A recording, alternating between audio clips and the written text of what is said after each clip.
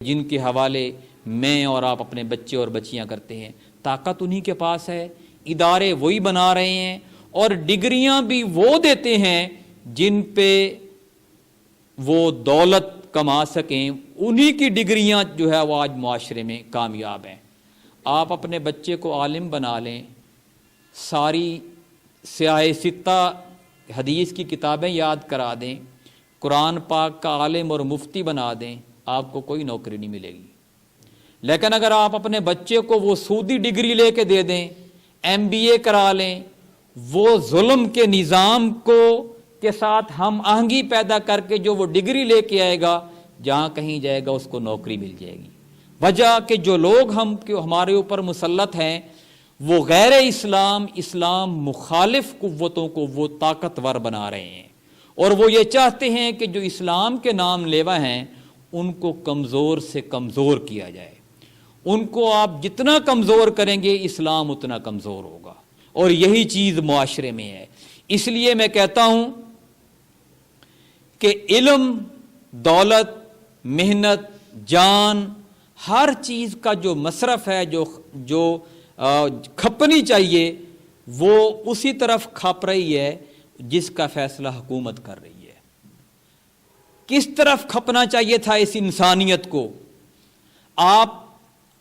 اللہ تو کہتا ہے، اللہ کے رسول تو کہتے ہیں کہ آپ جتنے مرضی بچے پیدا کریں، لیکن ان بچوں کو آپ اللہ کے راستے میں چھوڑیں، آپ جہاد میں شہید کروائیں، آپ ظالموں کے اوپر ان کو تیار کریں جتھے کے جتھے۔ ہمارے ہاں تو بچے ویسے ہی پیدا ہونے سے بند کر دیے جاتے ہیں۔ وجہ یہی ہے کہ ہم لوگ اسلام کی روح کو سمجھے ہی نہیں ہیں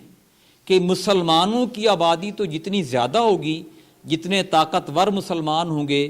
جتنے ان کے پاس علم دولت کے میدان زیادہ ہوں گے،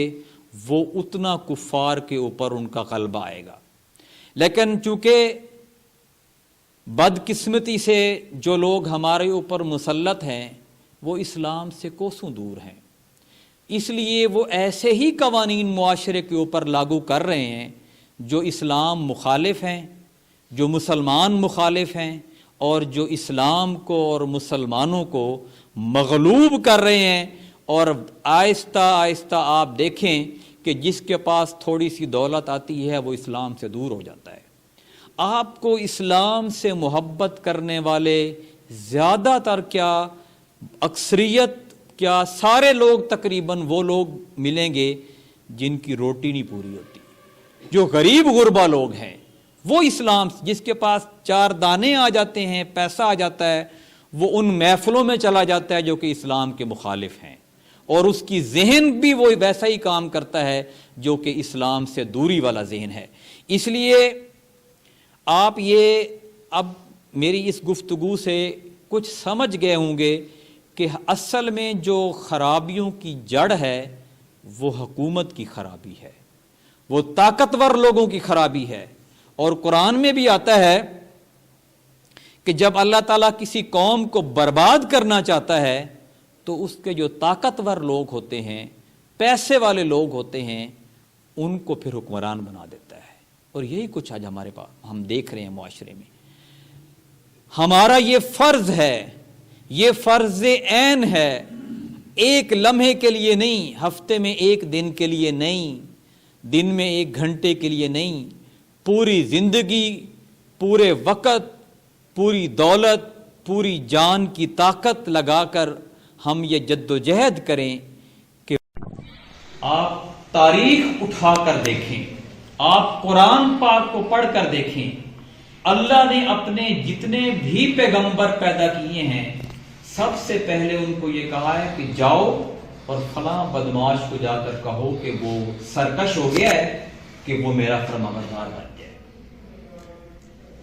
حضرت ابراہیم علیہ السلام سے کہا کہ جو نمرود ہے وہ بدماش ہو گیا ہے، لوگوں کو سجدے کروا رہا ہے،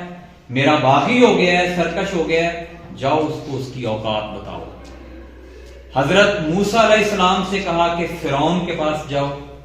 بدماش ہو گیا ہے، سرکش ہو گیا ہے، جاؤ اس کی اوقات بتاؤ اور اس کو نافرمانی سے بچانے کے لیے بات کرو، تبلیغ کرو۔ پھر نبی کریم صلی اللہ علیہ وسلم کو دیکھ لیں، باقی بھی جتنے انبیاء آئے ہیں سب کی یہ مثالیں ہیں کہ ان کو سرکشوں کے سب سے بڑے جو بدماش تھے ان کا مقابلہ کرنے کے لیے کھڑا کیا ہے۔ اور نبی کریم صلی اللہ علیہ وسلم آپ کو پتا ہے کہ مکہ کے سردار تھے، آپ کا گھرانہ ایسے ہی تھا دولت کے لحاظ سے، مرتبے کے لحاظ سے، جیسے اب پاکستان میں سمجھ لیں کہ نواز شریف کا گھرانہ ہے یا زرداری کا گھرانہ ہے، یا جس کے پاس دولت زیادہ ہے، جس کا ہر وقت میڈیا نام لیتا ہے۔ آپ کا گھرانہ عرب میں ایسے تھا۔ اور پھر سونے پہ سہاگا، ان کا تو کوئی کردار نہیں ہے، آپ کے گھرانہ با کردار تھا۔ صرف آپ نہیں، آپ کی پوری نسل مکہ کے مزاور تھے۔ جیسے گدی نشین نہیں ہوتے درباروں کے کہ ان درباروں کی رکھوالی کرتے ہیں، مکہ کے گدی نشین تھا آپ کا خاندان۔ اور پھر اس خاندان میں آپ نے اس کلمہ حق کو بلند کیا اور مکہ کے جتنے باقی سردار تھے ان کو چیلنج کیا، پھر آپ کی مخالفت بڑھی، پھر انہوں نے آپ کو مکہ سے نکلنے پر مجبور کیا، پھر آپ نے جماعت کو منظم کیا، پھر مدینہ میں مسلمانوں کو سب کو اکٹھا کیا، پھر مکہ کے لوگوں کو للکارا کہ آؤ اب مقابلے کے لیے آ جاؤ، پھر وہ آئے اور پھر جنگیں ہوتی رہیں، پھر ایران کو للکارا اور پھر روم کو للکارا، اور ان جنگوں اور جہاد کے ذریعے سے پوری دنیا کے اوپر اسلام کا پرچم بلند کیا۔ عبادت تو آپ پہلے بھی کرتے تھے، جو عبادتیں آج کل کا مسلمان کر رہے ہیں اس عبادت سے تو کبھی مشرکین مکہ نے روکا ہی نہیں تھا،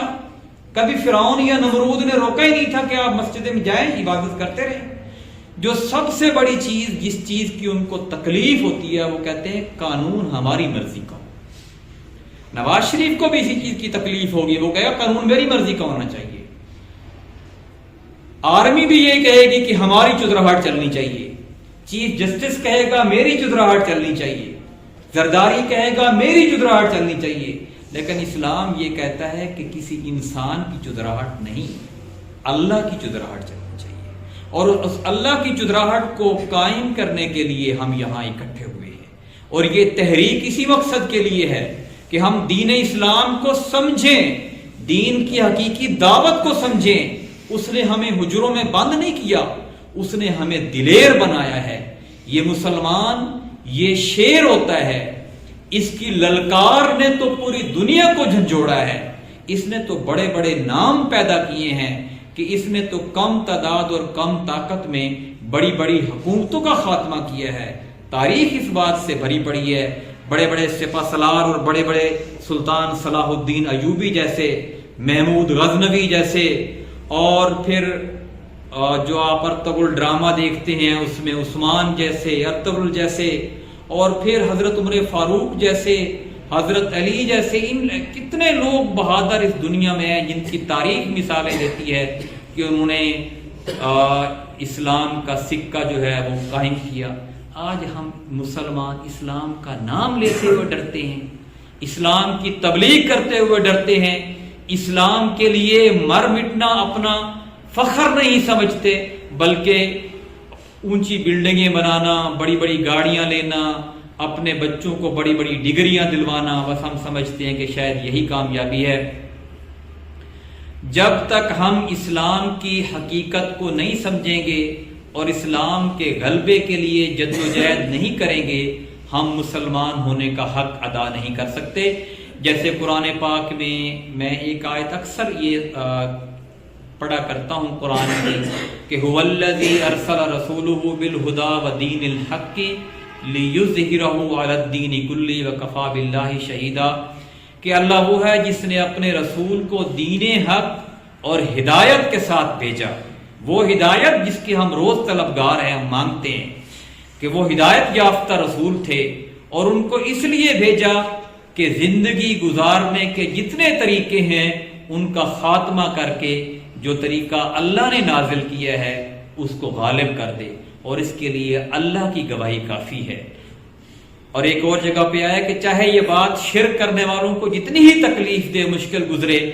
اللہ کے رسول نے یہ کام کرنا ہے، اور اللہ کے رسول نے یہ کام کر کے دکھایا۔ کوشش کریں ہمارے معاشرے میں، جس معاشرے میں ہم جی رہے ہیں، اس کو آپ مسلم معاشرہ نہ سمجھیں، یہ درندوں کا معاشرہ ہے، یہ فرعونیت کا معاشرہ ہے، یہ ظالموں کا معاشرہ ہے، یہ جاگیرداروں کا معاشرہ ہے، یہ لٹیروں کا معاشرہ ہے، یہ قاتلوں کا معاشرہ ہے،